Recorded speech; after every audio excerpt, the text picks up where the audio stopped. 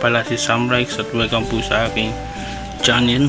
At ngayong araw pag-usapan natin tungkol dito sa nangyayari ngayon sa alam naman, napapanood naman yung balita, no, na tungkol sa pangbubuli ng China sa ating mga Coast Guard o sa ating mga mangingisda, no. Kasi bakit pala talaga tayong karapatan, no, dito sa teritoryo mismo na kahit inaangkin nila yung hindi sa kanila, no. Kasi sa totoo lang, kung bakit gusto ko itong topic na to, lahat ng laman ng balita, yun palagi yung pag China. Sa lahat ng mga balita puro China, no. Ngayon parang gusto kong itapik at magtanong din sa inyo, bilo na lang kayo at anong masasabi nyo, no. At yun nga, dahil sa ginagawa ng China, no, pabor ba kayo dito sa mismong nasasakop ng Pilipinas na pinagkukuhanan ng mga maliit nating kababayan na mga mangingisda, no. Sa totoo lang, doon kasi nakukuha yung doon nila kasi nakukuha yung sapat nila na hanap buhay, no, sa karagatan. Mawala man yun, parang nawala na rin sila ng kabuhayan, no. Isa pa, sa hirap ng buhay, sa hirap ng buhay dito sa Pinas, talagang halos kakayod ka, kakapit ka sa patalim. Siyempre maiintindihan din natin, no, dahil mahirap din sila, kailangan nila ng pagkain at utang din natin sa kanila, dahil kung wala yung mga mangingisda natin, hindi din tayo makakakain ng isda, di ba? Yun lang, talagang ang sakit lang talagang isipin, no, na pati mga Coast Guard natin halos nagsasakripisyo, halos pa na sila ng mga baril, mga kutsilyo, kung ano-ano pa, no. At parang hindi yun pabor, no.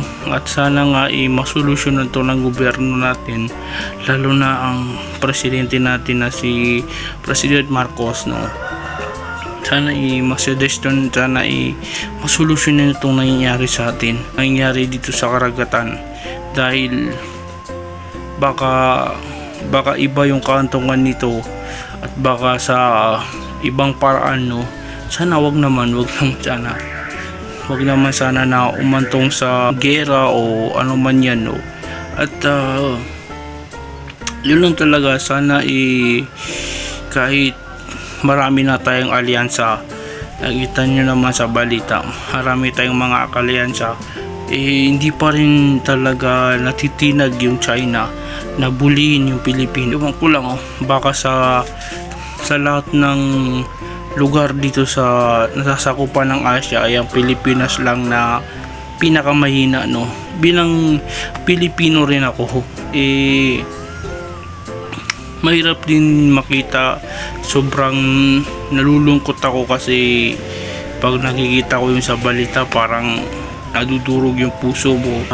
Kawawa naman yung mga mangingisda natin, kawawa yung mga naghahanap buhay, dahil naghahanap buhay sila para makakain, para mabili yung kailangan ng anak nila, tungkol sa pag-eskwela, pang araw-araw nila, no. Kaya sobrang sakit lang din isipin yung pag nakikita mo sa balita, dahil lahat ng pumupunta ron talagang pinupuwersa talaga ng China, dahil sa teritoryo nila daw, inaangkin nila yung teritoryo natin kahit hindi naman dapat, no. Sana nga masolusyonan to ng gobyerno natin, masolusyonan to ng presidente natin, at wag manahimik po yung ating sa gobyerno, no. Sana masolusyonan nyo po ito, at yun, comment down below na lang kayo kung ano ba yung magiging ano ba yung suggestion niyo, no.